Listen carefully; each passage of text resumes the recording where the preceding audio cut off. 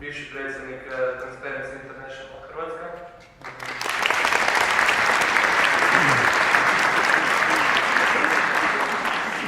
Robert Faber, stručni suradnik na odjelu za psihologiju Filozofskog fakulteta i novinar portala Alter.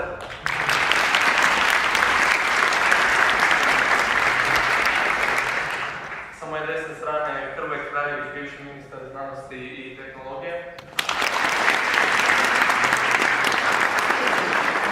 Do njega sjedi Pavel Gregorić, profesor sa hrvatskih studija i bivši član uprave fakulteta u 4 godine.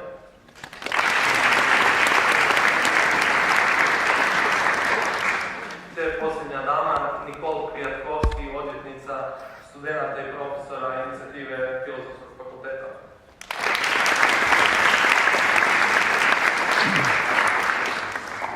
Problemi sa hrvatskim studijima nisu počeli od jučer, oni zapravo su nastali kako su i studiji pokrenuti.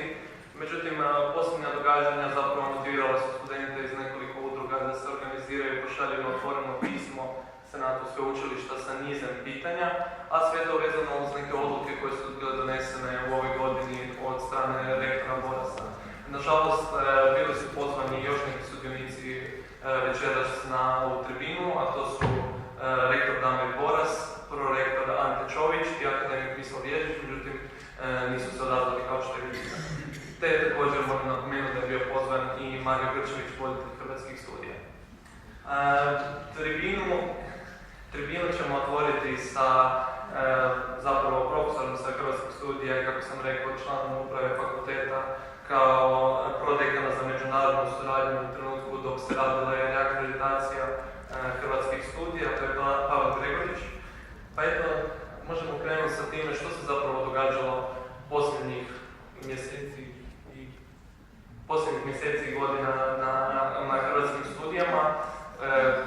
Koje je vaše predviđanje, kako će se situacija dalje razvijati i što studenti zapravo mogu očekivati, zato što večeras su se uglavnom okupili ovdje studenti u velikom broju koji traže odgovore na brojna pitanja.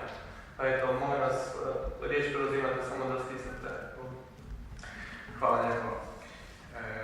Ja nisam prodekan i nisam na fakultetu, ja sam bio povjerenik, tako se zovu te funkcije na našoj sastavnici koja nema status fakulteta, nego ima status podružnice bez zapravo prava koje imaju ostale sastavnice, odnosno fakulteti. Ja ću probat u 10 minuta, maksimalno 15 minuta, dati kratki presjek onoga što se događalo, a što mi se čini da je relevantno za zahtjeve koji su bili naznačeni u otvorenom pismu. Ja se nadam da nakon što ja to izložim, zapišite si pitanja, zapišite nejasnoće ili komentare, pa ćemo o tome raspraviti se nadam nakon svih izlaganja. Dakle, postupak reakreditacije, redoviti postupak reakreditacije predviđen zakonom o kvaliteti završio je ministrovim pismom očekivanja od 12.12.2014. I u njemu stoji, citiram, ako nakon isteka roka od 3 godine hrvatski studiji ne uklone utvrđene nedostatke, izdat će se uskrata za djelatnost visokog obrazovanja i znanstvene djelatnosti. Nakon pisma očekivanja, koje ima rok od 3 godine, postoje samo 2 opcije. Jedno je dopusnica, a drugo je uskrata dopusnice. Nema dalje još roka za popravljanje. U ministrovom pismu očekivanja izdvojene su 6 točaka na kojima treba ponajviše napraviti u te 3 godine. Ja ću samo kratko pročitati tih 6 točaka. Prvo, razriješiti pitanje pravnog statusa i položaja hrvatskih studija unutar sveučilišta u Zagrebu. Drugo, razviti koherentni i prepoznatljivi identitet i s njim povezani fokus na studijske programe i znanstvenu djelatnost. Treće, bolje integrirati jedne studijske programe s drugima, kao i sa općim i još nedefiniranim, otvorenim profilom institucije. Četvrto, studijski programi trebali biti bolje integrirani sa tekućim znanstvenim aktivnostima znanstvenika zaposlenih na ustanovi. Peto, potrebno je nastaviti sa internacionalizacijom studijskih programa koja pridonosi kvaliteti nastave i predstavlja potencijal za formiranje međunarodnih mreža. Osim toga, stručno povjerenstvo preporučilo je Hrvatskim studijima razmisliti o uvođenju mjera koje će povećati mobilnost nastavnika. To je 6 točaka koje su izdvojene, a preostale točke obuhvaćene su sa tvrdnjom ostale preporuke za poboljšanje koje su sadržane u izvješću stručnog povjerenstva predstavljaju sastavni dio akreditacijske preporuke agencije. Dakle, sve ono što je napisano u izvješću, to moramo riješiti. Dobro. Kako bismo riješili ovu proceduru, kako bismo adresirali poteškoće na koje su nam ukazali strani članovi akreditacijskog povjerenstva, Znanstveno nastavno vijeće je na sjednici u lipnju 2015. donijelo 3-godišnji akcijski plan s ciljem ukidanja, odnosno adresiranja ovih točaka. Dakle, trebalo nam je 3, 4, 5 mjeseci da razradimo akcijski plan, da prođe sve razine i da ga onda Znanstveno nastavno vijeće kao glavna razina odlučivanja na studiju prihvati. Taj akcijski plan naravno sadržava puno točaka različitih, ali ja ću izdvojiti 3 točke koje on sadržava, koje mi se čine direktno relevantne. Prvo, u akcijskom planu stoji uvođenje dvopredmetnih diplomskih studija nastavničkog smjera uz zadržavanje postojećih jednopredmetnih diplomskih studija znanstvenog smjera.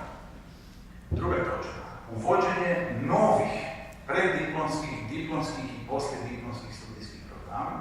I treće, tematske sjednice Znanstveno-nastavnog vijeća o znanstvenom i nastavnom profilu hrvatskih studija. Te 3 točke izdvajam, pa sad malo o svakoj od njih. Što se tiče prve točke, uvođenje dvopredmetnih diplomskih studija.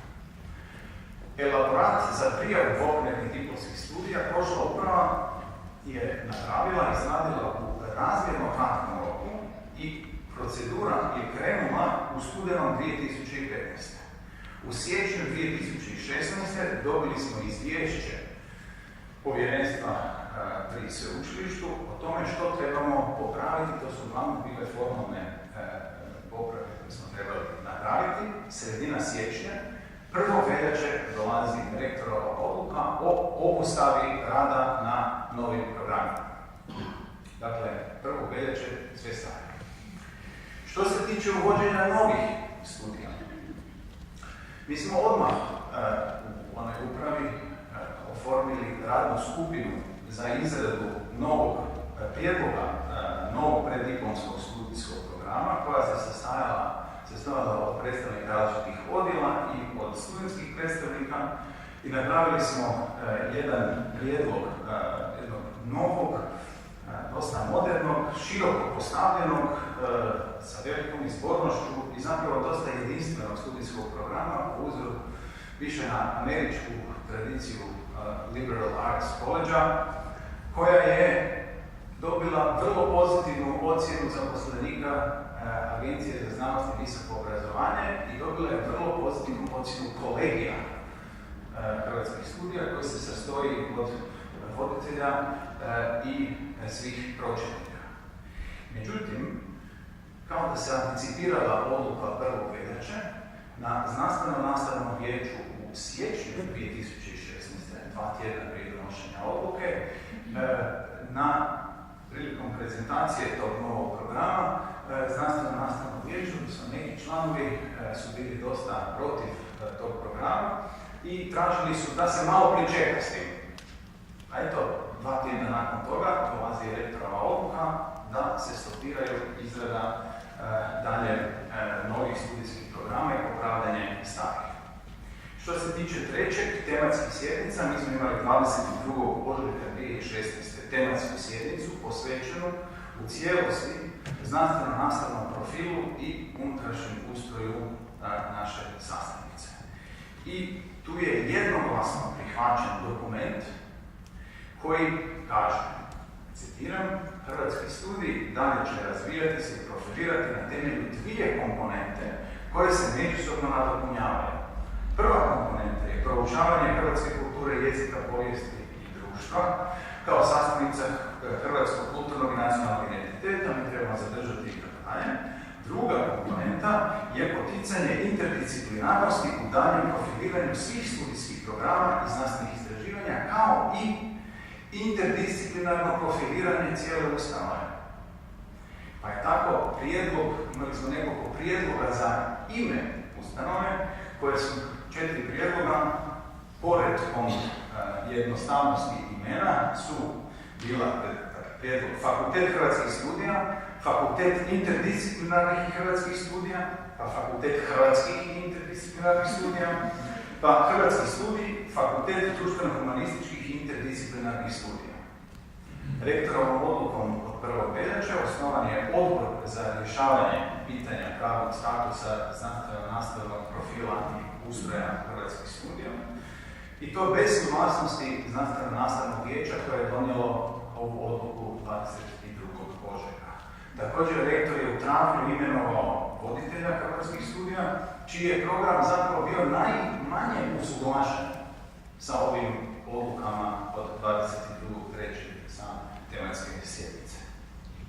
Dakle, rektorova odluka, osim što ima problematično proširenje svoje ingerencije za rješavanje pitanja pravnog statusa, da je prošireno sad jedanput i na znanstveno-nastavni profil i unutrašnji ustroj, što su stvari koje po pravilniku po kojem funkcionira pravilnik o ustroju i djelovanju hrvatskih studija, ima jedino znanstveno-nastavno vijeće. Ta odluka donosi još jednu potpuno neobjašnjivu i neobrazloženu stavku, to je članak 3, kojom se, citiram, do okončanja postupka i donošenja odluke o pravnom statusu znanstveno-nastavnom profilu i ustroju hrvatskih studija privremeno obustavljeno iniciranje i provođenje postupaka i uvođenja ili izmjene postojećih studijskih programa, kao i provođenje postupaka za izbor i zapošljavanje novih djelatnika u suradničkim znanstveno-nastavnim zvanjima na hrvatskim studijima. Ovo je de facto suspendiranje djelatnosti hrvatskih studija. 18. veljače 2016. tadašnji voditelj poslao je predstavku u Odboru za statutarna pitanja, u kojoj se predstavci pitalo Odbor za statutarna pitanja je li takva odluka u skladu sa statutom Sveučilišta u Zagrebu i sa drugim pozitivno-pravnim propisima koje obvezuju rad sveučilišta i njezinih sastavnica.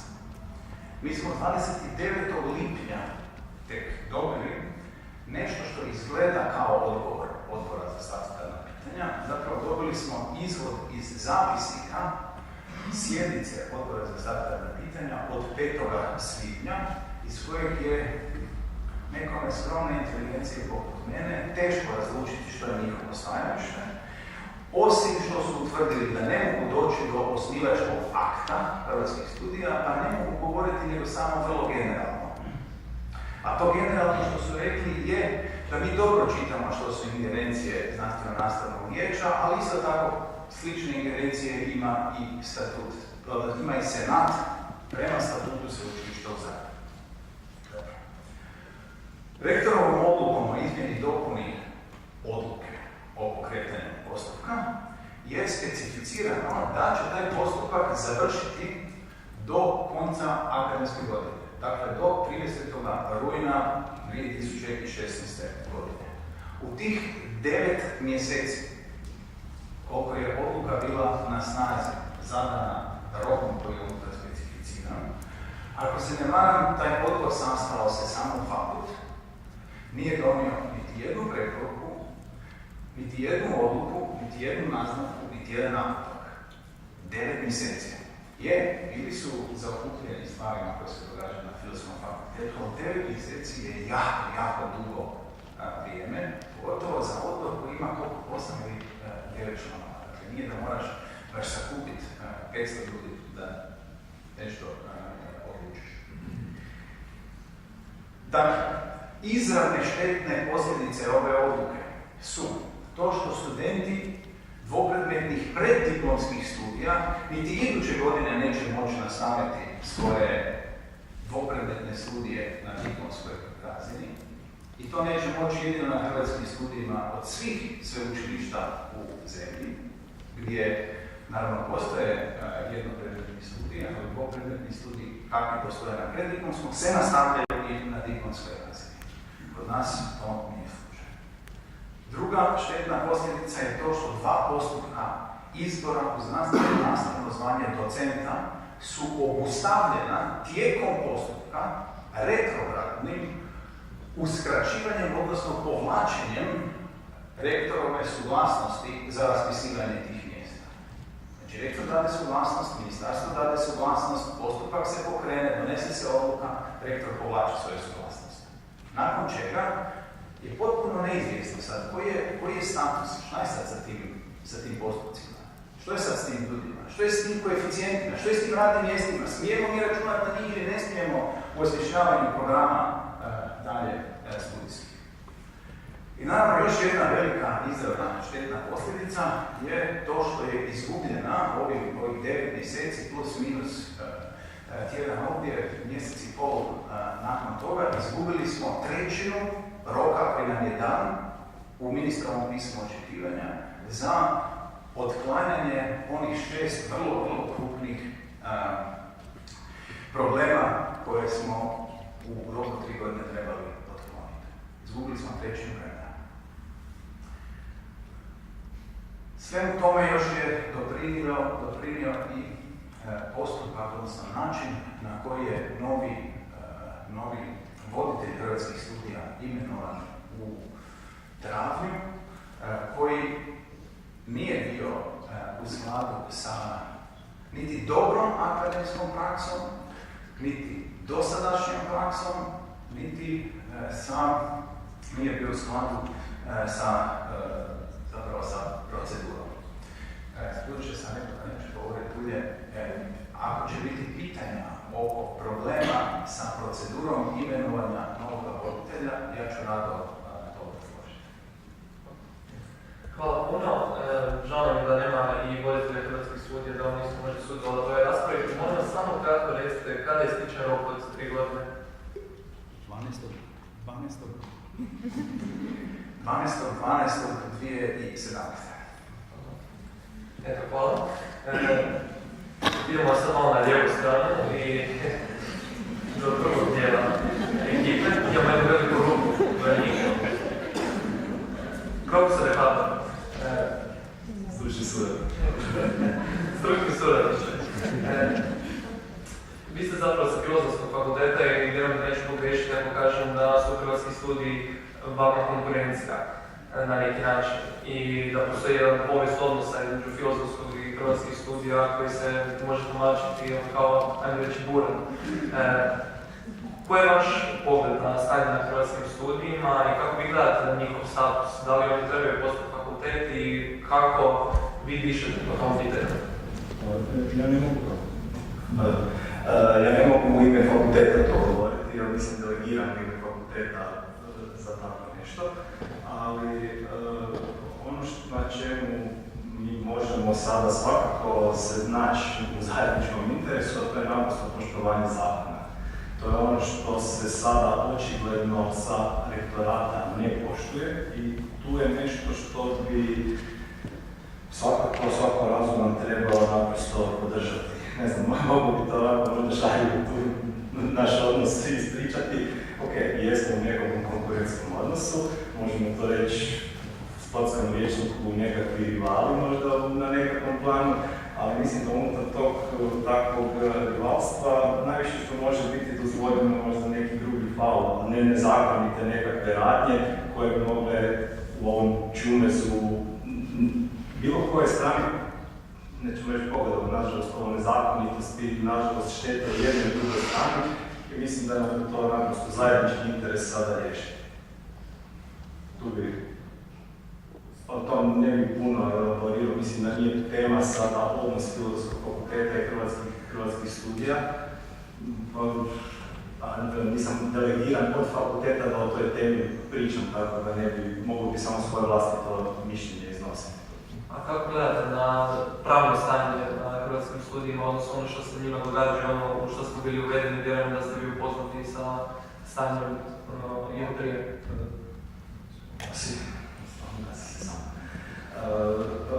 S onim što sam upoznat, očigledno je problem sličan Filozofskom fakultetu, odnosno da se nailazi na prepreke koje se nalaze u, kako bi to opisao, zloupotrebi zakona naprosto.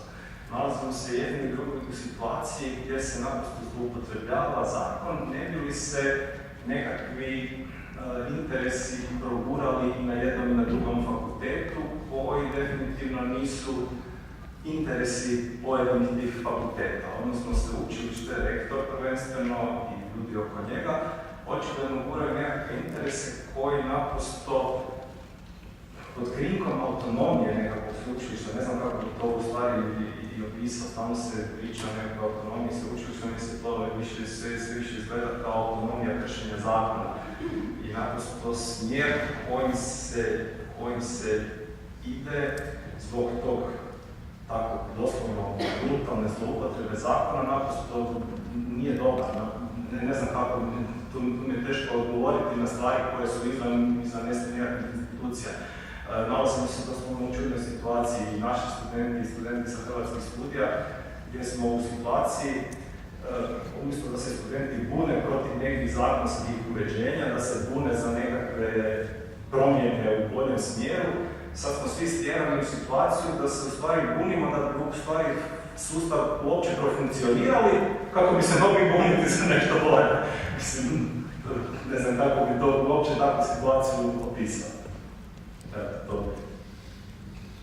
Jedna mlada demokracija se sa time suočava, jedno mlado sveučilište. Dajte nam pišite još možda nešto što bi moglo pomoći zapravo studentima i oni su napisali jedno otvoreno pismo Senatu sveučilišta i vaši studenti su se isto također obraćali Senatu. Koji su bili rezultati po tom pitanju, su li kad dobili neke odgovore, mogli studenti koji su poslali svoja pitanja očekivati neke odgovore? Svaki koji se treba sliti. Mi smo kao inicijativa sa Filozofskog fakulteta često slali dopise u Senat, odnosno članovima Senata, nismo dobivali direktne odgovore, ali čini mi se da i tamo počinje svijest malo rasti o tome da su prijašnje odluke koje su donijeli u stvari na izravnu obmanu, direktnu obmanu rektora i ljudi oko njega gdje bi se to naprosto provalilo, da su počeli konačno malo razmišljati. Prva odluka, ne mogu o filozofskom više pričati, o tu temu više znam. Prva odluka koja je bila na Senatu donesena na kontra interesa Filozofskog fakulteta je bila raspuštanje studentskog zbora i raspuštanje studentskih predstavnika u vijeću sa vrlo jasnom intencijom da se njih izbaci kako bi se sačuvao tadašnji dekan, da ne bi došlo do smjene koje je pokrenulo nad polovičnom većinom fakultetsko vijeće. Tu je bio prvi prekršaj gdje se to prikazalo isto kao pomoć Filozofskom fakultetu, ne bi li neke stvari tu se onda naprosto sa time pokrenuo. Sada zadnje koje su bile odluke gdje se Filozofskom fakultetu išlo nametnuti, znači da nam se čak izbije iz ruku mogućnost formiranja povjerenstava za izbor tih studentskih predstavnika i povjerenstava za žalbe za izbor studentskih predstavnika koji trebaju biti idući tjedan. Znači ni to nisu dozvolili da naše vijeće izglasa, što bi po statutu trebalo predložiti i izglasati. I to je Senat napravio na izvanrednoj sjednici. A na toj izvanrednoj sjednici, što je meni ovako dosta indikativno, 16 ljudi nije došlo, znači 16 parova, članovi i zamjenici još nisu došli. Očigledno ljudima dolazi do glave da se tamo nešto događa što je, ako ništa drugo, čudno, da sad Senat nameće i takve stvari. Tako da tu je izglasavanje bilo 44 za prijedlog rektora, za te članove koji su nam nametnuti u tim povjerenstvima, 6 suzdržano, 4 protiv, ali i 16 koji nisu ni došli. Znači već se taj odnos snaga nekako su, čini mi se da su ipak počeli razmišljati ljudi u Senatu iako nemamo izravan odziv od njih na naše mailove koje smo tamo slali. Ali to je nekakav indirektni pokazatelj da ipak ljudi više nisu tamo ovce da ih se vuče baš samo tako za nos i da samo dižu ruke za neke stvari koje očigledno nemaju zakonsku podlogu. Uz to iskustvo zapravo nekako zaključujem da je vaša poruka studentima da zapravo isplati se postavljati pitanja, premda se možda neke stvari slabije kreću sporije, ali da ipak može se doći do nekih rezultata sa vremenom. Da, svakako. Mislim, svakako bi preporučio ono što je recimo u Hrvatskoj, što je mene vrlo često zna zadovoljiti, upravo ta pasivnost ljudi. I nešto čime se ipak može doći do rezultata je ipak formuliranje svojih nekakvih zahtjeva i prikazivanje toga, znači informiranje ljudi koji su oko svega toga zaduženi, a ne se prepustiti ovakvom načinu funkcioniranja kako sada na sveučilištu imamo, gdje se sa pozicije sile pokušava nešto nametnuti, koristeći u stvari naša sredstva se nameće nama nekakva loša rješenja, pokušava se ljudima ocijepiti, odnosno pokušava ih se izbaciti iz procesa donošenja nekakvih odluka u potpunosti i pokušava im se ocijepiti upravo taj nekakav osjećaj nemoći da ne mogu ništa napraviti. I to je nešto što bi trebalo doista lomiti ne samo na ovim fakultetima, nego i na cijelom sveučilištu, da naprosto imamo pravo u odlučivanju o stvarima koje se odnose direktno na nas. Eto, hvala puno. Gospođo Pijatkovski, vi ste dosta dobro poznati sa situacijom na Filozofskom fakultetu, ali eto, očekujemo neki doprinos od vas po pitanju hrvatskih studija. Evo, ukratko nas je uveo u temu i profesor Gregorić, koji je rekao jednu trenutku izlaganja da se na jedan odgovor koji se ne može smatrati odgovorom od odbora za statutarna pitanja čekao 3 ili 4 mjeseca i da nije bio baš adekvatan.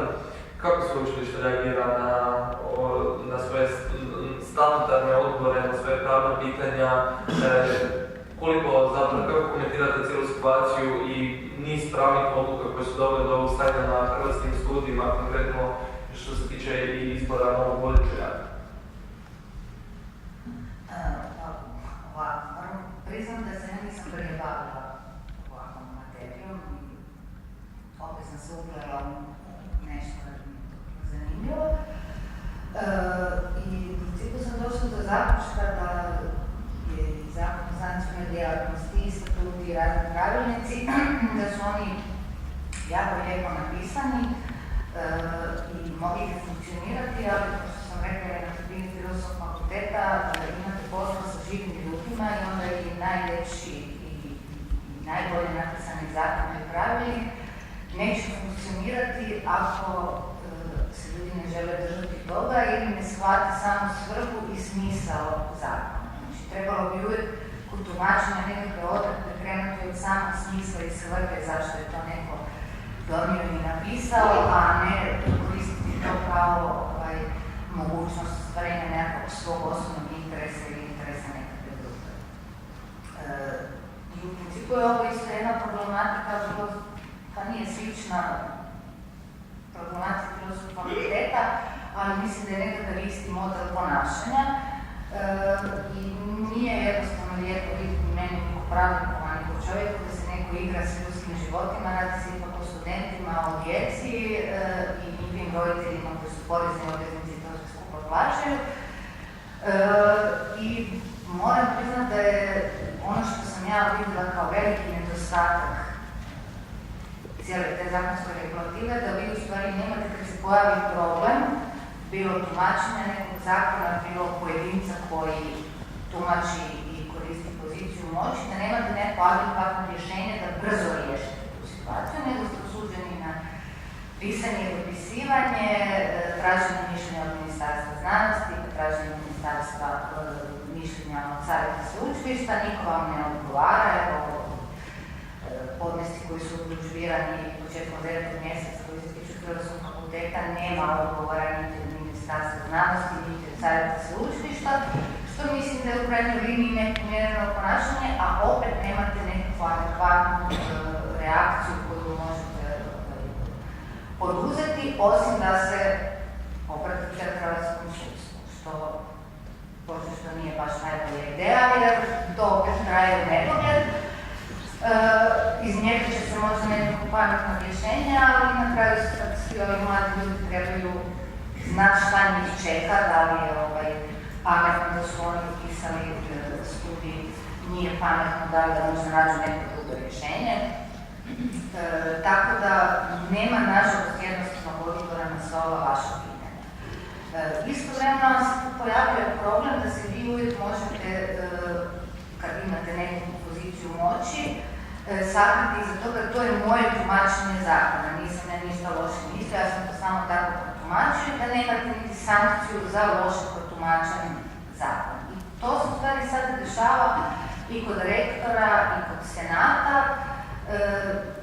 Kod senata je vjerojatno neka mješavina, tamo sjede ljudi različitih struka pa se baš i ne razumiju sada, neće im se čitati, pitaju nekoga po povjeru i tako dalje, da vi sad imate tu neko tumačenje. Ja sam to u šali, na primjer, u Filozofskog fakulteta prozvala faraonskim tumačenjem zakona, to ja sam rekao pa šta bude. I sad što se tiče ovog vašeg izbora voditelja. Mislim, vi nemate ni neku pravnu osobnost koliko sam shvatila i sve to malo ovako čudna konstelacija od vašeg fakulteta. I vi ste me pitali za ovaj sukob više i niže propisa. U svakom slučaju svi propisi pravilnici sve bi trebalo uvijek biti u skladu s višim propisom, pa počevši od Ustava pa na niže. Pa tako bi sad u odnosu na ovo statut sveučilišta u svakom slučaju bio iznad pravilnika, ali tu nema u stvari kolizije nikakve, jer vama voditelja bira rektor uz suglasnost senata, a na prijedlog znanstvenog vijeća, odnosno sukladno njihovom mišljenju. I sad se tu u stvari dogodi do nekakve dobre prakse, dobrog ponašanja, nekakvog u skladu s nekakvim akademskim pravilima, autonomijom sveučilišta, da niti jedan rektor ne bi trebao misliti da sve zna, zato mu ne služi znanstveno-nastavno vijeće, trebao bi uvažiti to mišljenje, osim ukoliko stvarno sumnja da s tim mišljenjem nešto nije u redu, pa da onda ne stane uz mišljenje znanstveno-nastavnog vijeća. Mislim, to mišljenje nije obvezujuće po ovome kako tu piše, i tu je sad taj fini prelaz da vi možete onda to koristiti i reći u redu. To je samo mišljenje, nije obvezujuće za mene, ja ću naći neko obrazloženje i nebitno što sad znanstvenici, nastavnici i studenti neće moći funkcionirati kao nekakav kolektiv, jer neće imati dobru komunikaciju sa nekim kog oni nisu izabrali, a sve u svemu je opet to sve vrlo održivo pravno gledano i dosta se teško boriti od toga. Ne znam koliko sam, možda sam vam sad determinala. Pa eto, žao mi je ovdje, moram ponoviti što nije ovdje ni rektor Boras, da i on kaže svoje mišljenje, zato što ako se ne varam na sjednici senata iz travnja objasnio svoju odluku zašto izabire voditelja kojeg je izabrao, zato što je on smatrao da on najbolje ispunjava zahtjeve koji su dani u akreditaciji, međutim kako nije ovdje, to ne možemo njega pitati. Gospodine Petrović, vidimo opet do nove druge strane stola. Govorimo sada dosta o zakonima i o našim propisima i institucijama na koje se zapravo i rektor voli pozivati i govoriti da trebamo institucionalno rješavati probleme i sigurno svakako da su svi za to i da bi si voljeli poslati jedan dopis, predstavku i upiti da dobiju odgovor na to pitanje. Međutim, to se baš i ne događa tako često. Kako je uopće stanje sa sveučilištima općenito u Hrvatskoj i sa razinom transparentnosti koje imamo priliku gledati svakodnevno? Dobro reći svima, moram priznati da sam fasciniran ovim skupom. Jutro sam bio na jednom okruglom stolu u ovoj istoj dvorani i od nas 40-ak bar pola je vrtalo po mobitelu. među vama je svega 3-4 koji su to radili, što pokazuje da sam silno zainteresiran i meni drago je tako. I upravo mladi ljudi trebaju biti ti koji će izboriti nekakve promjene. Sad, ja imam još gore vijesti nego što ima gospođa Pjatkovski.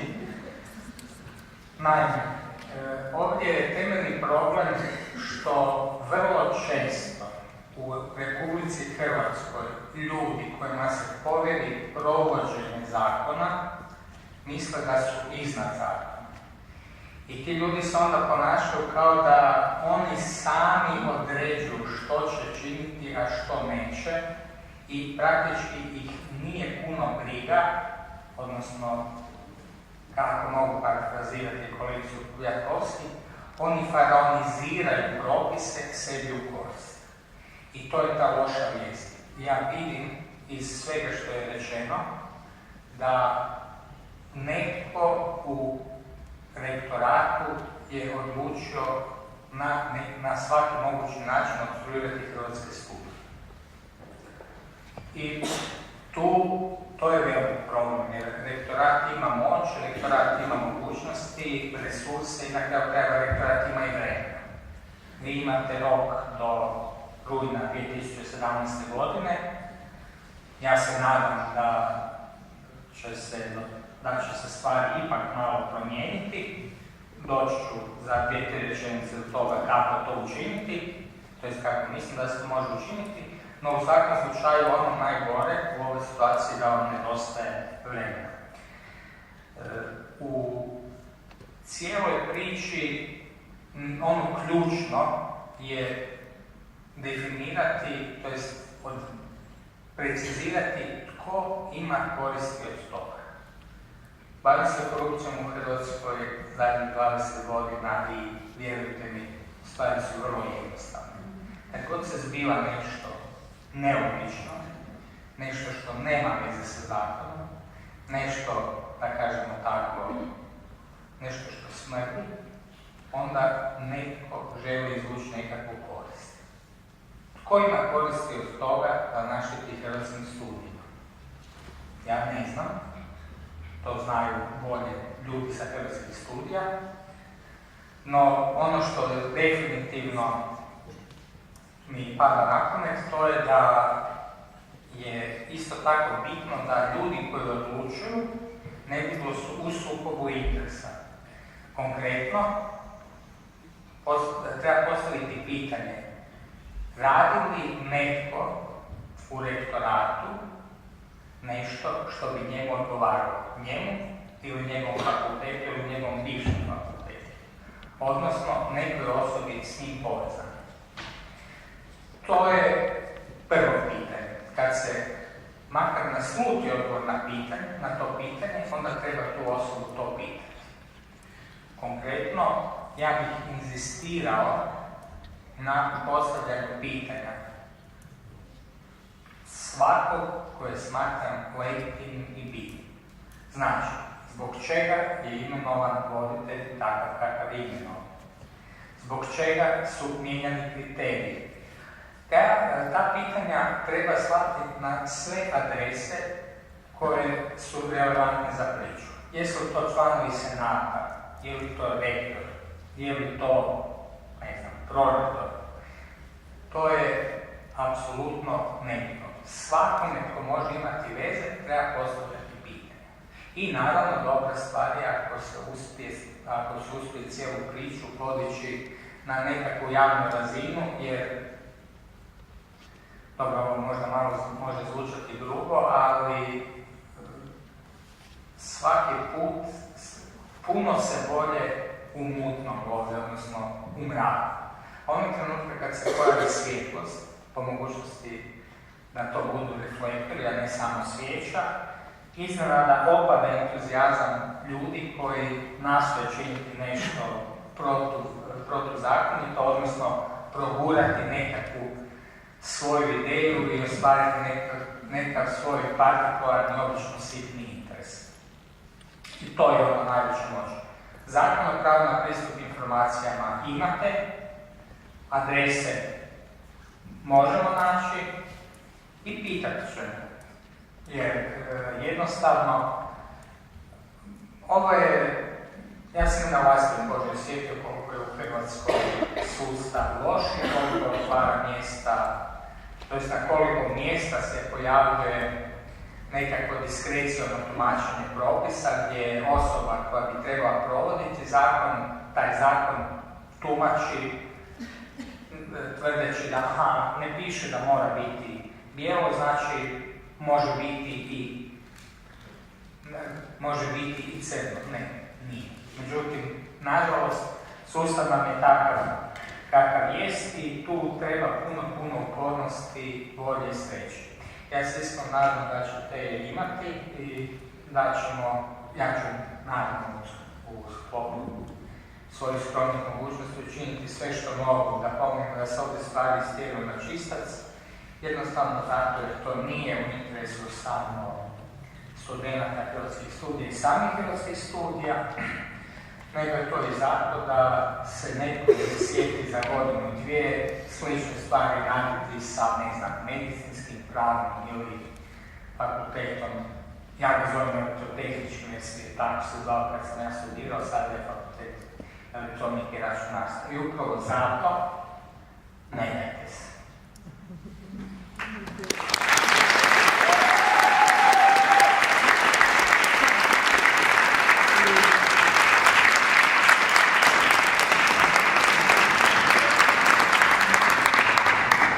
Idemo i na posljednjih govornika koji će nam možda nešto više moći reći o nekim željama, kojima želju možda naštetiti hrvatskim studijama, a i osobi koja je bila ministar znanosti i tehnologije, to je gospodin Hrvoje Kraljević, koji je već imao neku prošlost sa hrvatskim studijima, dok je bio ministar, dok se pokušalo isto zaustaviti hrvatske studije, odnosno ukinuti neke odjele. Pa eto, zanima me što se tada događalo 2000. i kako vi gledate na današnju situaciju. A samo napomena za publiku da će gospodin Kraljević biti zadnji govornik, nakon toga će slijediti vaša pitanja, pa slobodno se pripremite jer zapravo vi očekujete puno odgovora i od Senata, ili iskoristite ovu priliku da pitate večerašnje sugovornike što vas zanima. Hvala lijepo. Sve vas lijepo pozdravljam i zapravo moram reći da slično kao što je Zorislav malo prije rekao, vrlo mi je drago da vidim da su studenti za nešto zainteresirani i da nešto pokreću, da nešto hoće, da se organiziraju, da se stvari poprave, da budu nekako normalnije. Nažalost, moram reći da ponovo doživljavam, a toga je već bilo, ja dosta dugo pamtim, što se tiče razvoja Hrvatskog sveučilišta, sveučilišta u Zagrebu i ostalih sveučilišta i općenito sustava visokog školstva i znanosti. Dakle, ja nekako sad imam nekakvi očajan osjećaj da upravo kad se žele neki studenti dobronamjerno organizirati da stvari poprave, onda vodstvo sveučilišta ih nastoji na sve moguće načine spriječiti u tome. Dakle, to je nešto, to je zapravo katastrofa koja se sad događa. Zbog čega se mi ovdje nalazimo, ja zapravo do kraja ne znam. Ja znam da je to bilo najavljeno da bude u nekim sveučilišnim prostorima tribina. Kad sam prvi put za nju čuo, trebalo je biti, tada se je spominjalo da će biti na Prometnom fakultetu koji je blizu vas. Poslije, koliko sam čuo, bilo je pokušaj još da na još nekim mjestima u okviru sveučilišta se održi. To je nekako sve na neki način zabranjeno, uklonjeno. Šta je točno bilo, ja ne znam. Nisam se dalje informirao i zapravo mi je čudnovato da se o tim stvarima raspravlja izvan prostora sveučilišta. Sad, što se tiče prošlosti, inače, samo da kažem, ja inače neprirodno je svakako da jedna takva institucija kao što su Hrvatski studiji, kao jedina jedino visoko učilište u Zagrebačkom sveučilištu nema pravnu osobnost, a svi ostali imaju. To je sigurno neodrživa situacija. Ja osobno, kad sam bio ministar, ja sam pokušao provesti i donijeti i pripremiti zakonsku regulativu kako nijedna institucija u sveučilištu nema pravnu osobnost, nego da je sveučilište jedna dobro organizirana pravna osoba, a sve drugo da su podružnice. Ja smatram da bi to bilo prirodnije, ali naravno trebao bi biti dobro organiziran. Tada sam ja doživio neuspjeh u tome, iako mislim da je taj zakonski prijedlog bio vrlo kvalitetan i da bi doveo do takvog rezultata.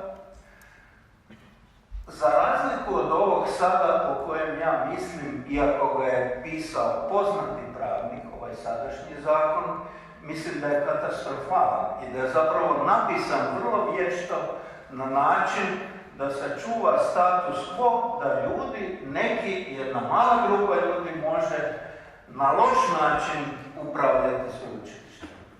Dakle, ja to tako doživljavam, ta vrsna osoba je neko vrijeme bila i predsjednik naše države. Ali dobro, šta je bilo. Dakle, malo sad baš ovamo o hrvatskim studijima. Ja se dobro sjećam kad su osnovani hrvatski studiji. Zapravo ne mogu sad reći točnu godinu, to je bilo 1991. ili 1992. ali nekako na početkom 90-ih, nakon što je nekako se nastojala se formirati Hrvatska država, nakon dugog boravka u Jugoslaviji, nakon komunizma, nakon i tako dalje, tada su bili osnovani hrvatski studiji kao jednogodišnji studij. Ne kao netko ko će upisati taj studij pa će onda nakon 4 ili 5 ili 3 ili šta ja znam koliko godina diplomirati i dobiti nekakvi status, nekakvo zvanje, nego kao jednogodišnji sa svega 3 discipline, kroatologija, filozofija i sociologija, koji je bio predviđen kao fakultativni, potpuno fakultativni. I zapravo je bio predviđen i obrazlagan, potreba za osnivanjem toga je bilo obrazlagano s tim da sad mi imamo svoju Hrvatsku državu, sad će nagrnuti djeca naših iseljenika koji ne znaju puno o Hrvatskoj, pa sad neke stvari će moći fakultativno upisati da se mogu integrirati u ovu državu. Dakle, to je bila ideja, međutim, već dogodine je to promijenjeno i to su postali 4-godišnji studiji tada.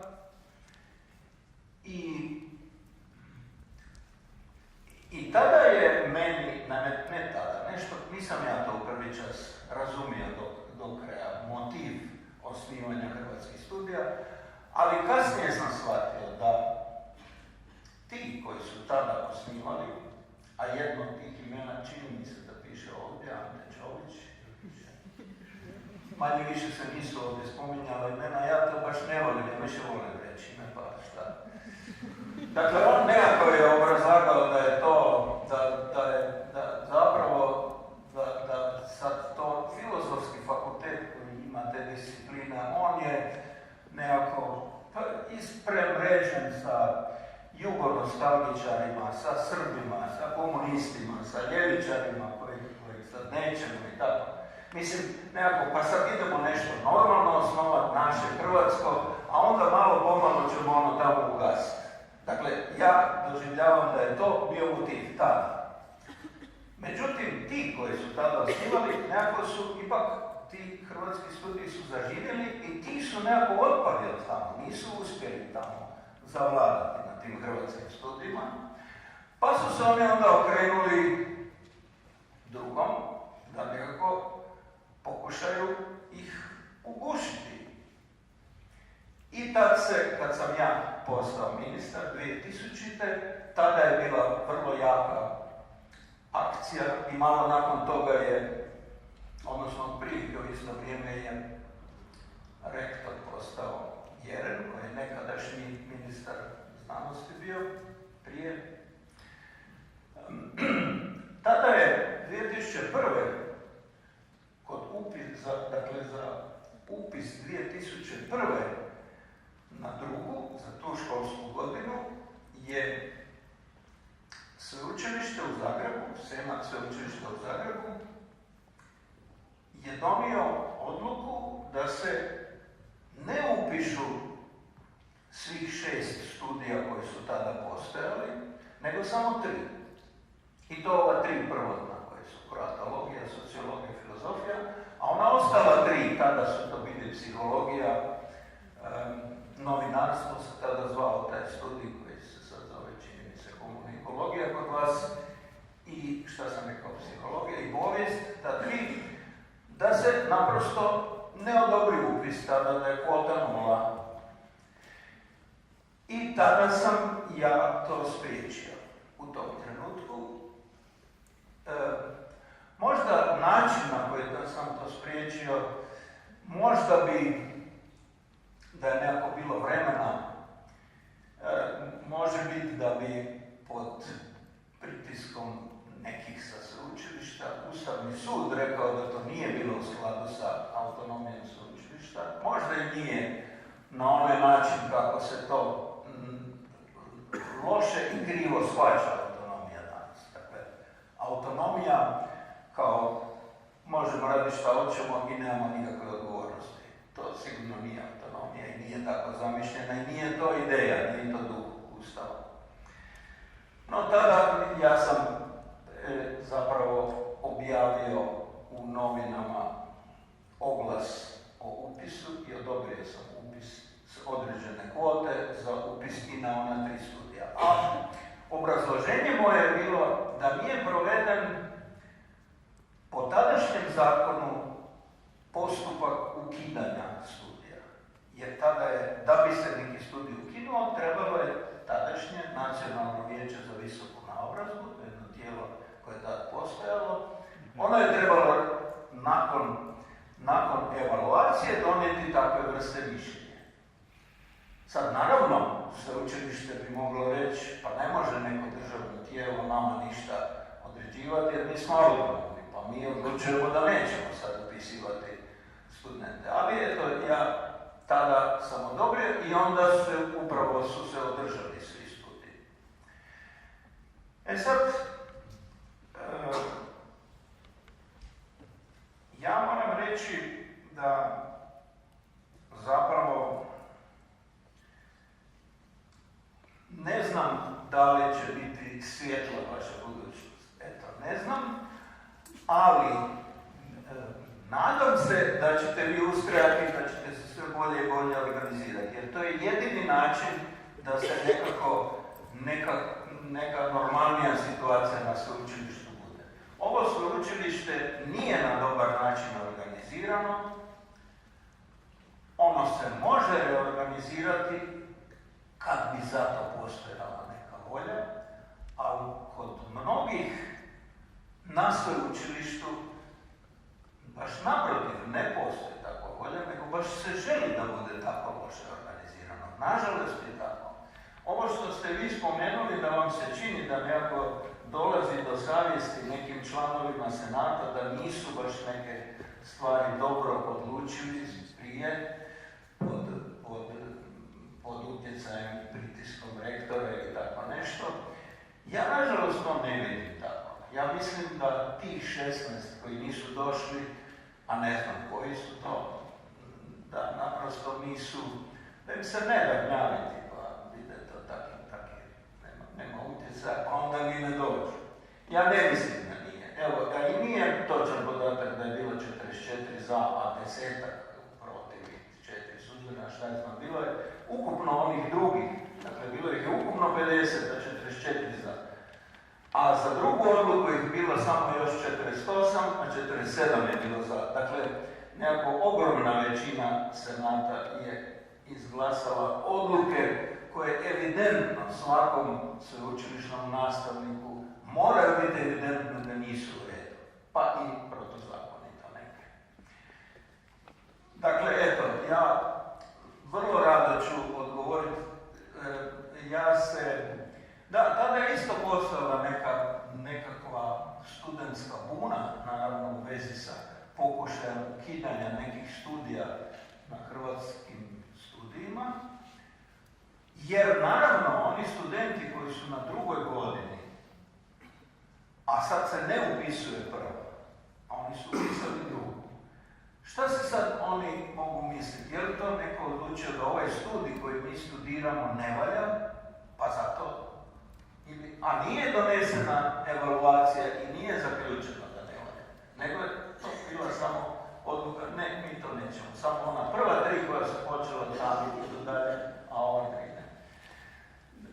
Dakle, međutim, tada je, čini mi se u organizaciji tadašnjeg voditelja hrvatskih studija, a to je, koliko se ja mogu sjetiti, skoro sam siguran da je to bio profesor Maštrović tada, iako sam sad na nekom portalu jedan tekst od Jure Zovka pročitao koji kaže da je tada Kordić bio pročelnik.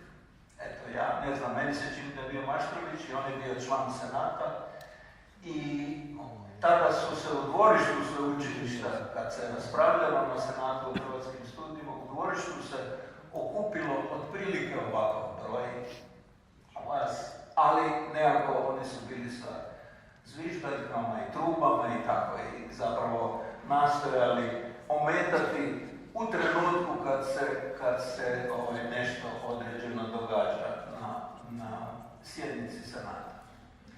Dakle, druge vrste, ovo mi izgleda puno pozitivnije, jer nekako mi se čini ozbiljnije i nekako sad ipak je tu određen broj studentskih udruga koji se udružio i nešto, oni se organiziraju nešto, ja vas potičem da to nastavite.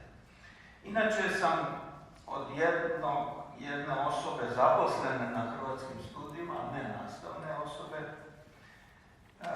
dobio baš jučer i prekjučer jednu zabrinjavajuću kratku poruku preko Facebooka. A koja glasi ovako: na hrvatskim studijima se podnose predstavke protiv djelatnika neistomišljenika. Snimaju se razgovori, prijavljuju mailovi, komentari i službena platforma nespretno prenosi dio pisma koje su pisali nastavnici, a ne studenti. Određene udruge nisu pristupile jer skupštine nisu ni dobile obavijest o udruživanju. I među studente je ušla mržnja, međusobno optuživanje. Ja to ovdje ne vidim, tu mi izgledate svi kao prijateljstvo. Metode novog voditelja su jezive, ali s obzirom na netransparentnost preuzimanja funkcije više ništa me ne čudi. Evo, s tim ću završiti. Hvala vam puno. Moram još jednom ponoviti da mi je žao što mi projektor Čovjek nije ovdje s nama, da i on može dati svoj doprinos temi, jer vjerujem da bi tako diskusija bila puno bogatija. Što se tiče kvalitete hrvatskih studija, možda najbolje reći da je Agencija za znanost i visoko obrazovanje proglasila hrvatske studije najbolje cijenjenim studijskih programa u društveno-komunističkom području. Pa eto, da ne dužimo više dalje sa sugovornicima, zapravo primit ćemo sada pitanja vas iz publike. Predlažem da uzmemo nekoliko pitanja odmah na početku i svako kada i postavi pitanje može predložiti koga možda želi da odgovori, pa eto, molim vas sa podizanjem ruke da se javite, pa eto, kolega će vam mikrofon dodati. Eto, možemo. Mene je tako. Ja sam inače student ove godine povijesti. Mene zapravo zanima s obzirom da vidim da postoji neko rješenje pravo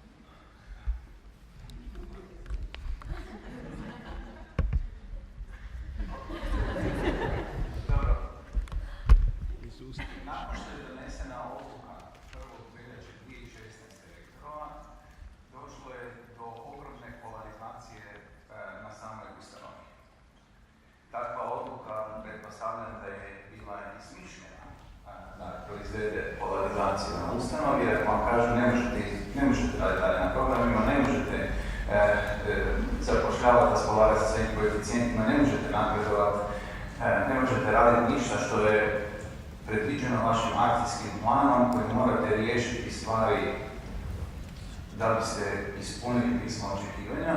To je naravno ljudi učinilo jako nervoznima. I sad unutar te s tom nervozom bilo je neki koji su se poistovjećivali koji su našli način da se smire sa time da idu uz tijek koji je odabrao rektor, pa će ići onda sa tim voditeljem novim gradiće na tome da se njegov program realizira, a imate drugu stranu koja je rekla, čujte, ovo ne ide, mi nismo tog voditelja izabrali, po našem pravilniku mi smo morali napraviti novi postupak predlaganja predloženika za voditelja. Nakon što je rektor imenovao nastavno vijeće je sukladno proceduri propisane pravilnikom dalo negativno mišljenje o tom imenovanju i to sa dosta velikim brojem glasova. Prema tome možete razumjeti što se nastavnika tiče da je došlo do polarizacije. Neki su odlučili ići, ajde prihvati to, a sad radit ćemo onako kao što rektor hoće i kao što hoće njegova ekipa koja će sad preuzeti. A neki su rekli, čujte, dajte svi koji držimo ono 22.3. šta smo rekli da će ustanova raditi, kako će izgledati, da se držimo akcijskog plana, da se držimo procedure propisane našem pravilniku, da tražimo, da zahtijevamo obrazloženja od odbora za statutarna pitanja i sl. Naravno, ja iz perspektive nastavnika teško mi govorim što se događa sa studentima, ali pretpostavljam da su i studenti osjetili odmah tu polarizaciju među nastavnicima. Ali možda da studenti sami kažu oko toga kako je teklo to studentsko angažiranje oko cijele stvari, kad su oni shvatili da ovdje više nije za vakancije. Eto, predlažem zapravo da se studenti možda kasnije i podruže, dodatno još porazgovaraju, jer nekako smo predvidjeli da se pitanja postavljaju sugovornicima koji su ovdje danas, a svakako vjerujem da ima prostora za još dodatne napore pri udruživanju, jer vjerujem da se imaju zajednički interes, a to je rješavanje problema na hrvatskim studijima. Mislim, nemam još jedno pitanje tamo. Dobro večer, ja sam profesor na hrvatskim studijima. Evo, samo ću iskoristiti priliku da profesoru Kraljeviću samo malo osvježim dodatno pamćenje. U 2000. godine voditelj hrvatskih studija je bio profesor Kornić, a predsjednik stručnog vijeća je bio profesor Maščević. Tad su te funkcije bile razdvojene. To je malo ovako možda ono što možda zbunjuje ljude danas. Ono što sam htio reći je zapravo sljedeće. Isto kako profesoru Kraljeviću, ja to moram reći, ja sam tad bio jedan od rijetkih zaposlenika na hrvatskim studijima. Studenti komunikologije, odnosno tadašnjeg novinarstva, današnje psihologije i povijesti, zapravo opstanak studija tad, ja mislim da baš moraju zahvaliti ovoj odluci. Jer da tad nije natječaj od strane ministarstva bio raspisan, ja mislim da ti studiji danas ne postoje.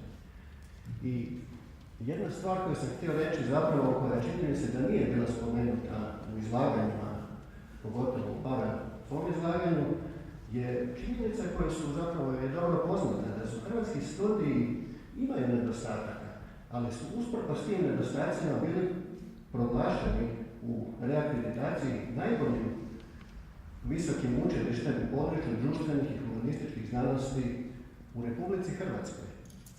Dakle, ne u Zagrebu, nego u Republici Hrvatskoj.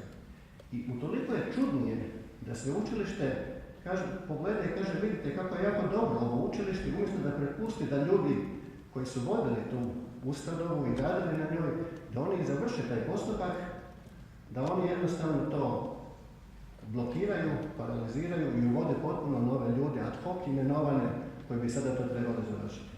Dakle, radi se o studiju koji je iznimno dobro ocijenjen, najbolje ocijenjen i utoliko nije jasno zašto se sada u to intervenira i pokušava nekako promijeniti sudbinu cijele institucije. Evo, čisto za razmišljanje svima. Hvala.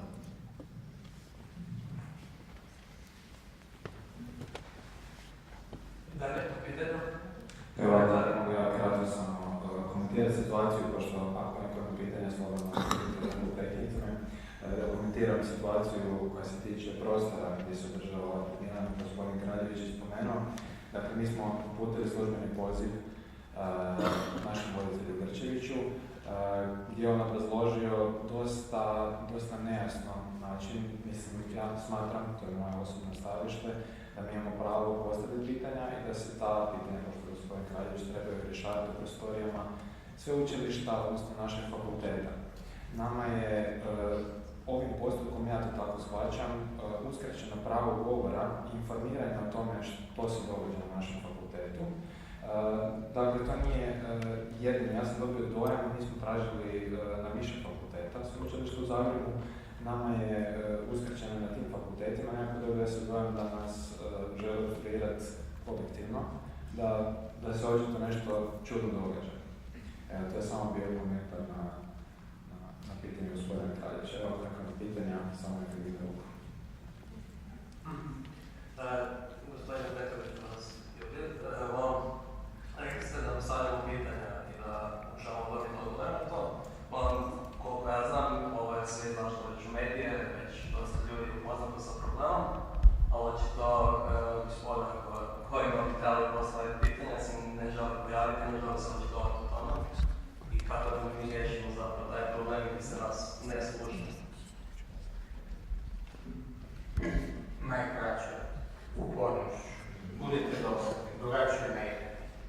Žalno što ne.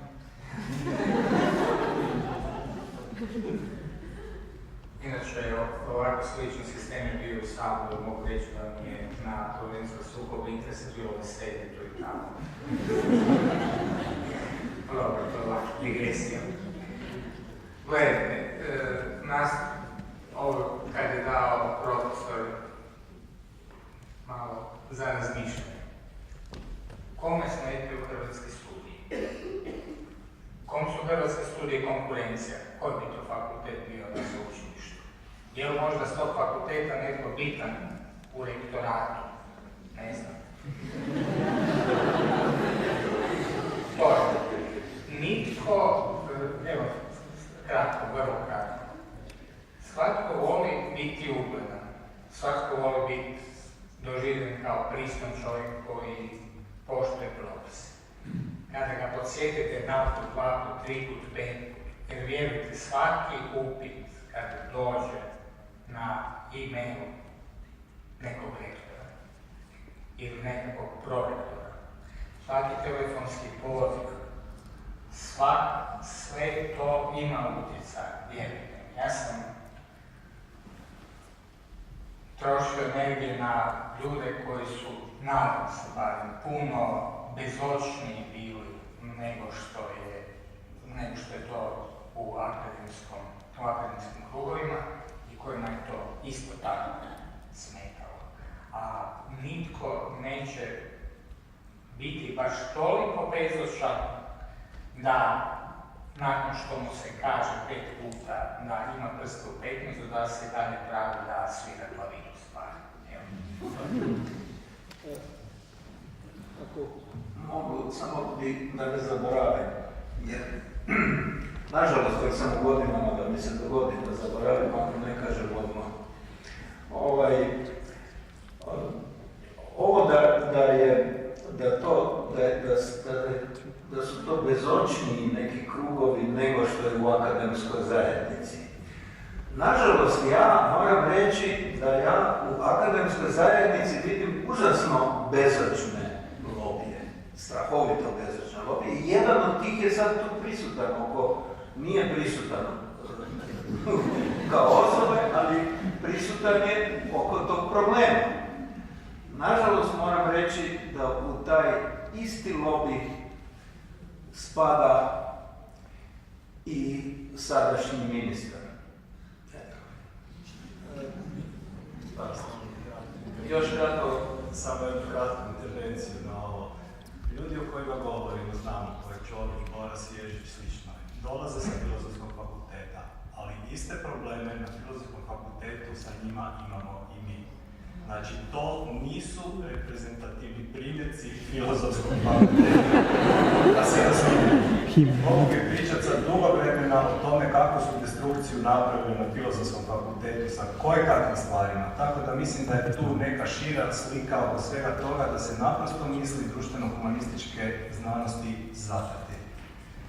Nažalost, dolazi od ljudi koji su upravo tamo iznikli i sad sam ja malo u čudnoj situaciji, ja sam u stvari ferovac pa branim iz te situacije i često sam u tome i možda zato i bolje neke stvari mogu sagledati jer malo to gledam izvan cijele te priče. Ali nemojte njih projicirati na Filozofski fakultet, to bi zamolio. Dakle, sam studentica 5. godine komunikologije na Hrvatskim studijima i ujedno sam članica jedne od udruga koja je potpisala ovo pismo.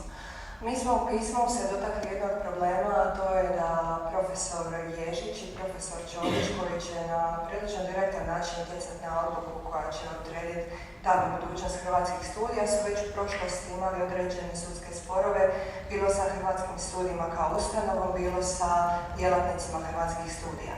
Pa sada pravno ili etički gledano, je li se tu možda radi o sukobu interesa, imate li možda nekakav savjet na koji način bi mi mogli nešto napraviti po tom pitanju, jer nama se čini da njihova odluka bi mogla biti itekako pristrana u pogledu hrvatskih studija. Je li pitanje usmjereno za nekog točno? Pa možda evo, s obzirom da se možda radi o sukobu interesa sa pravne strane nešto.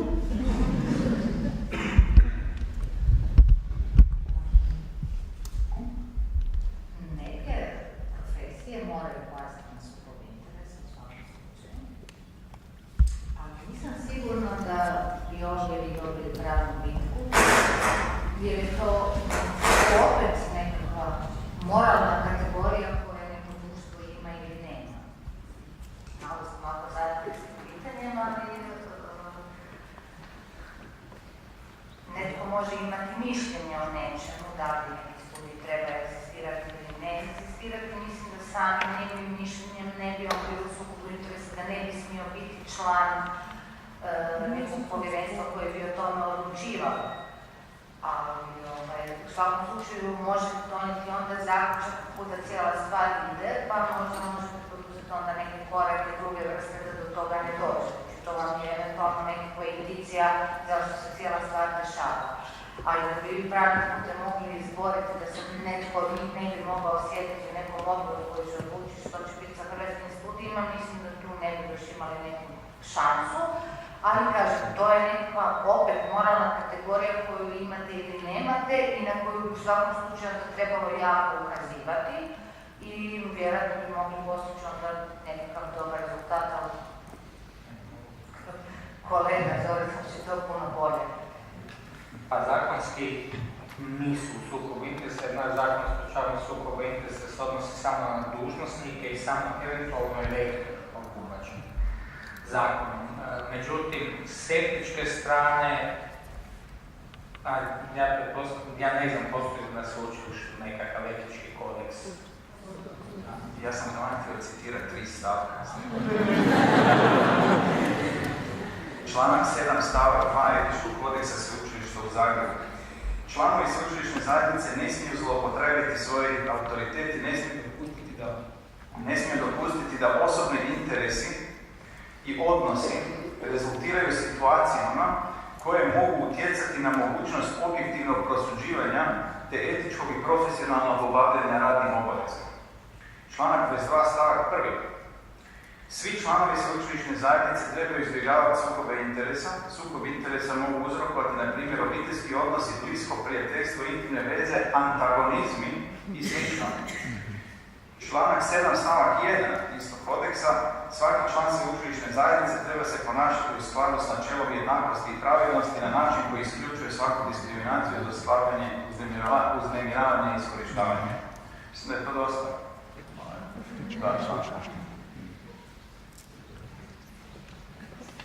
Evo, najkraće rečeno da sam ja u povjerenstvu za sukob interesa ne bi mogla sudjelovati u odlučivanju jer su već pokazali da imaju čvrsto zabetoniran stav u hrvatskim studijima. Ali nisam. Ja bih se samo nadovezao na ono što je profesor Grgović rekao. Profesor Čović kao dio osnivačkog vodstva i prvi voditelj hrvatskih studija je svojedobno bio smijenjen baš zbog toga što se protivio slici hrvatskih studija kako mi imamo danas. I on je u tom svom protivljenju jednom novinskom članku ih nazvao razornom hercegovačkom gangrenom na hrvatskom tijelu. Sad čisto ovako pitanje za sve. Koliko osoba, ta ista osoba sad sjedi u odboru koji rješava naš pravni status, znanstveno-nastavni profil i ustroj. Koliko ta osoba zapravo može biti nepristrana u svom odlučivanju?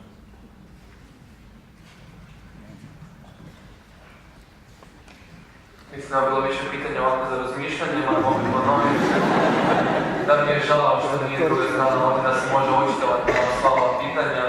Opet vjerujem da bi njihov doprinos ovoj temi bio od značaja jer je njih se kaže odgovori na sva ta pitanja. Mislim da imamo još neko pitanje. Oprostite, ako smijem, oni su svoje mišljenje, svojim nedolaskom itekako dali.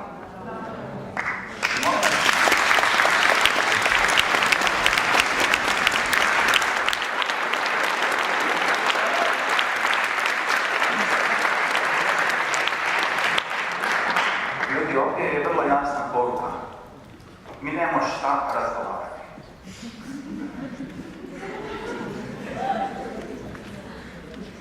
Da, ja se isto slažem, mislim da smo došli ovdje pitati drugu stranu. Kolegica bi nešto treba reći. Ja imam pitanje za gospodina Kraljevića i profesora Gregorića, pošto ste vi već jako dugo uključeni u to. Mene zanima zašto to traje 16 godina. Zašto to traje 16 godina? Zašto ste vi prije 16 godina postavili pitanje o pravnom statusu i zašto smo mi sad uopće ovdje?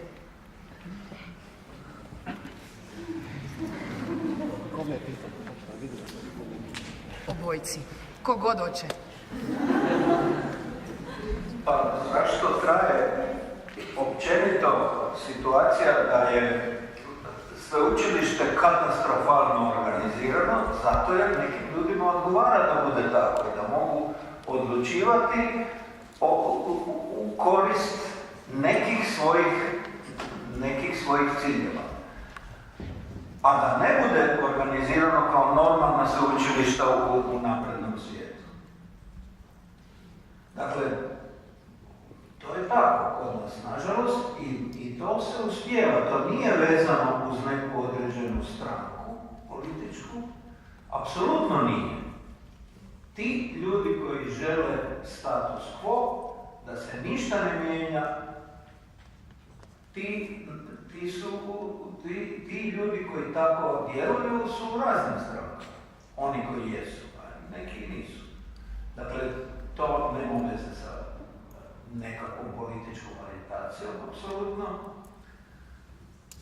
Zašto? Ne znam, tužno je da je tako. Ja ne mogu odgovoriti zašto. Ja bi svakako i više nego volio, ali ja sam i razriješen svojedobno sa funkcije ministra zato što sam gurao jednu ozbiljnu, temeljitu reorganizaciju cijelog sustava. A onda,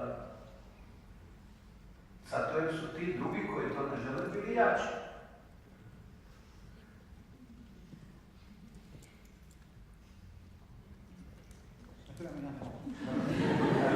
Ja bih rekao samo da je razlog zašto se pitanje pravnog statusa poteže konkretno sada je zbog toga zato što smo prvi puta proveli postupak reakreditacije 2013. 2014. Tad smo došli na red i bilo tko je došao izvana, a naše povjerenstvo je bilo vrlo kritično i vrlo ozbiljno sa profesorom iz Cambridgea, Leidena, Brightona, Budimpešte i studentice iz Rijeke, koji su, mislim, odmah vidjeli u čemu je problem. Na koncu mi smo kao priprema za taj postupak morali sastaviti dosta temeljiti dokument koji se izrađuje prema obrascima agencije. Unaprijed, to se zove samo analiza, ona je dostupna, pa nam je bila dostupna na mrežnoj stranici Hrvatskih studija gdje možete vidjeti opis situacije i identificirane poteškoće. To se od nas očekivalo. I to činjenica da mi nemamo svoj račun za svaku odluku, za svako zapošljavanje, za svaku vanjsku suradnju trebamo tražiti suglasnost iz rektorata, to bitno otežava poslovanje.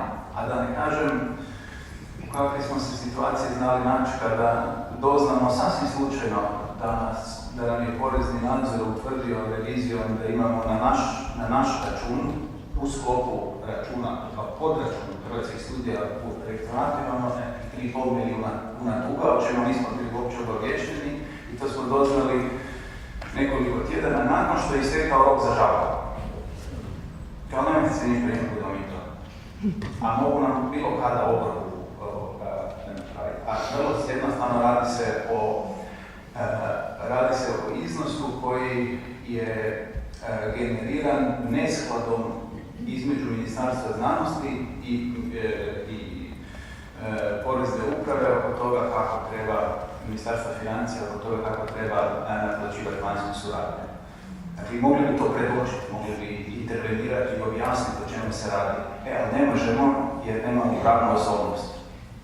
Rektorat zastupa naše interese. I ima naša država.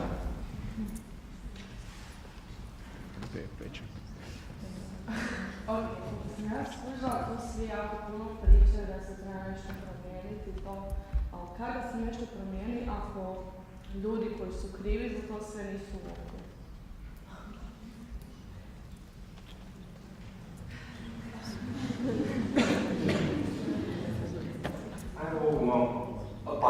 Mogu probat. Gledam cijelo vrijeme nastup tribine. Rektore, imamo problem. To me vjerojatno onom Houston nije jedan problem. Možda je sam... Jer oni za pola 13 su tražili od Houstona da riješi problem. A mi imamo u Houstonu onoga ko generira problem. Prema tome... Smjer bi trebao ići da se mijenja sam rektorat, a ne od njih više tražiti pomoć, naprosto očigledno od njih pomoći neće biti, osim u danjem zapetljavanju problema i generiranju novih nekakvih nezakonitosti koje ćemo proizvesti. Hvala. Ja bih sam ti reći da su prvi došli opet šta bi mi radili se s njima. U smislu, ne bi mi mogli sad staviti na prijed sud. Ali možda da se poslužim nečim što je jedan medijski sajt premijer da smo instrumentalizirani od filozofskog fakulteta, a možda bi, s obzirom da smo instrumentalizirani, mogli se poslužiti nekim njihovim načinima, nekim kako su to rješali, možda je to. Da mene zanima, ako se zna da je sadašnji rektor radi za svoje interese i ako radi u interesima sveučilišta, ako se zna da je naš novi voditelj njegov program, ja najmanje u skladu sa programima koji su bili potrebni za razvitak hrvatskih studija, zašto nije moguće promijeniti te ljude? Zašto ih ne dajete priliku?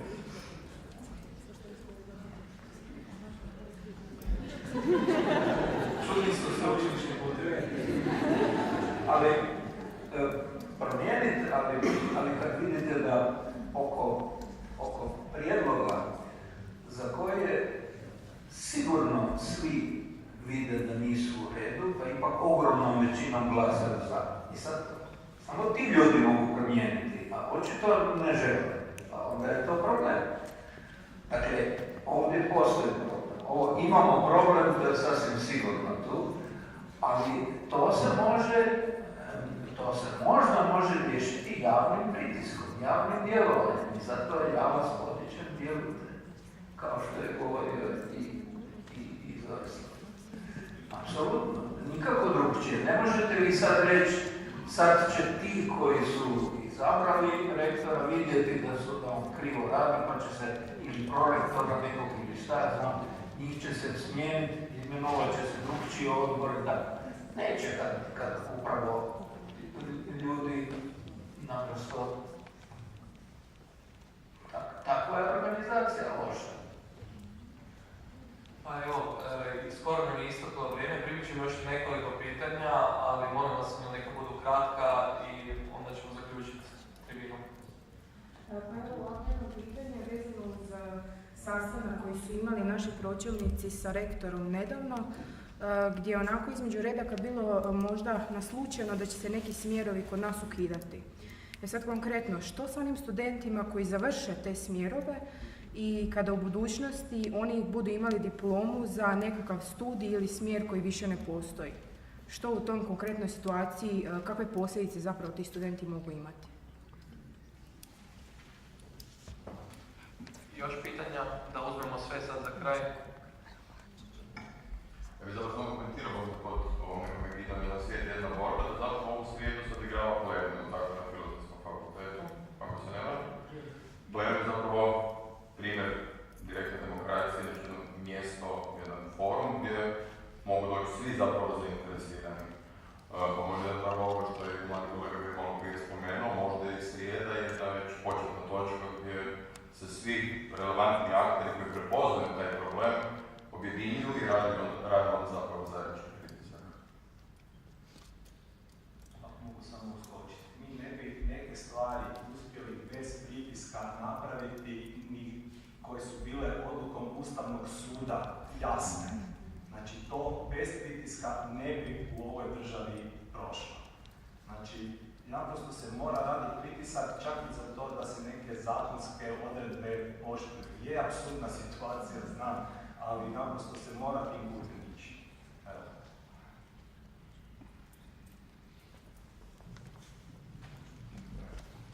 Ja ne znam je li ima netko još od pročelnika koji je bio na sastanku, izgleda da sam ja jedini u rektoratu. Marija. Dakle, malo je bilo odgovora, tamo bilo jako puno pitanja, kao i ovdje. Ja sam postavio neka pitanja za koje sam bio siguran da ću barem neki odgovor dobiti. Nisam dobio nikakav odgovor. A to su bila pitanja tipa zašto nema predstavnika Hrvatskih studija u odboru koji odlučuje o sudbini Hrvatskih studija.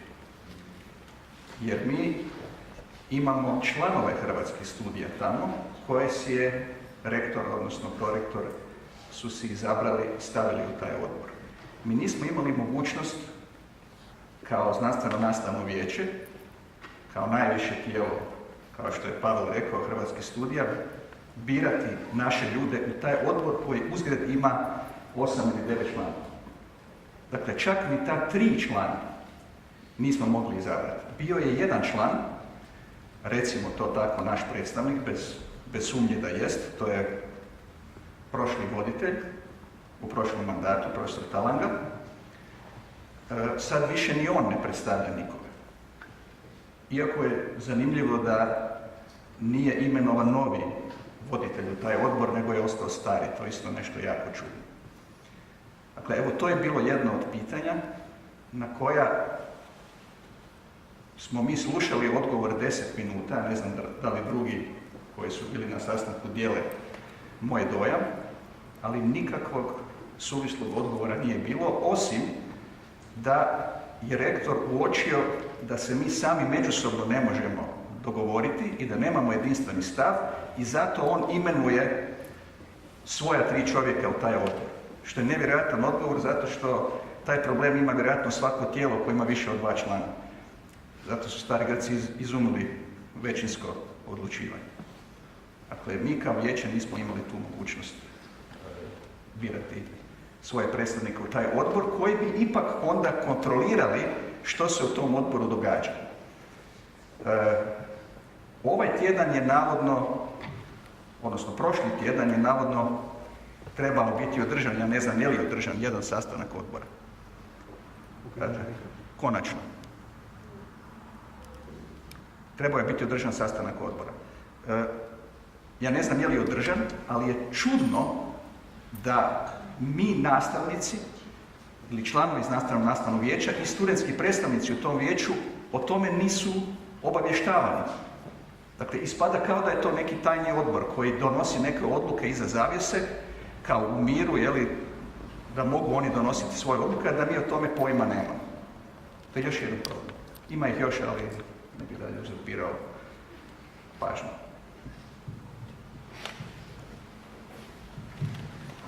Hvala vam. Kolegica je postavila pitanje o diplomama koje bi bile diplome nepostojećih fakulteta. Sumnjam da iko može dati odgovor na to pitanje, nije da su mi se baš potrgali sugovornici da uzmu riječ. Pa eto možda jedno zaključno pitanje da sa time završimo tribinu. Profesor Gregoriću, kako vi vidite rasplet ove situacije u nekom skorijem periodu? Što vi očekujete da će se dogoditi sljedeće? Koja će biti prvi korak od ljudi koji nisu ovdje došli večeras?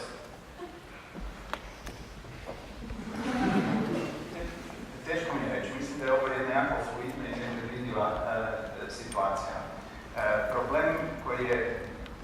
Problem sa znanstveno-nastavnim vijećem je ta polariziranost vijeća koja je postala evidentna nedugo nakon donošenja odluke rektorove iz prvog izvješća. Tu postoje silnice, ovako, onako, i mislim, postoji strah, ljudi se boje za svoja radna mjesta, boje se za svoje odjele, za svoje studente. I u tom, mislim, taj strah isto treba kalkulirati. Kud će se to, u kojem će to smjeru ići, ne znam. Ali znam jedno, a da će taj smjer uvelike odrediti studenti. Kao što su to određivali na Filozofskom fakultetu, tako će to odrediti, ja mislim, i studenti hrvatskih studija. I samo još jednu stvar, ako smijem reći. Nemojte nasjedati na priče instrumentalizirani, ideologizirani. Ljudi, vaš interes su samo hrvatski studiji kako bi postali što bolje. Sami procijenite što to podrazumijeva. U tom ste procesu. Imate nastavnike, imate knjige, gledate vani, browsate webom, vidite što želite od te ustanove. I ove sve priče da se na neki način proba osporiti ili derogirati vaše pravo, da zauzmete stajalište, da to svoje stajalište kažete jasno i glasno, uključujući ako vas nitko s druge strane ne sluša, nemojte to prihvaćati, nego pridružujem se pozivu, insistirajte.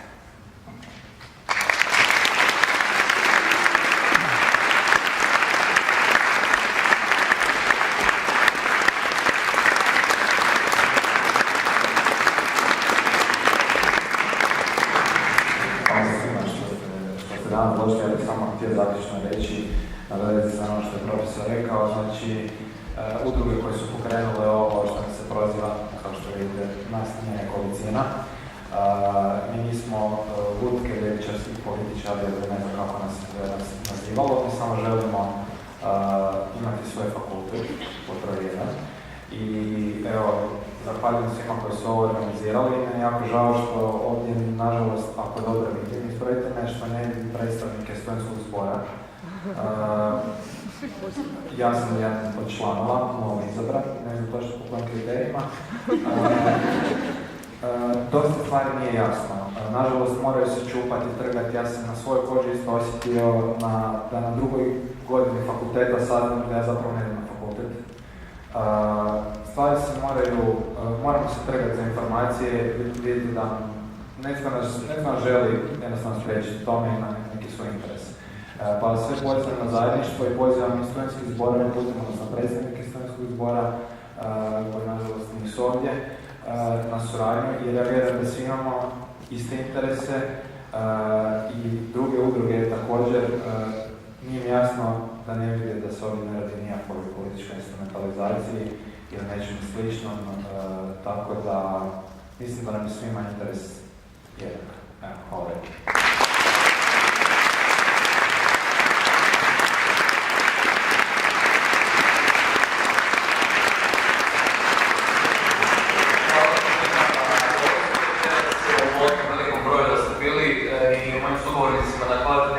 Čuli smo puno o povijesnim okolnostima, sukobu interesa, konkurentnosti među fakultetima i na kraju krajeva transparentnosti. Vjerujem da ovo je jedan dobar temelj za takve neke akcije, tribine i promišljanja o statusu hrvatskih studija. Pa eto, nadam se da se vidimo u nekoj drugoj prilici u još većem broju. Hvala još jednom.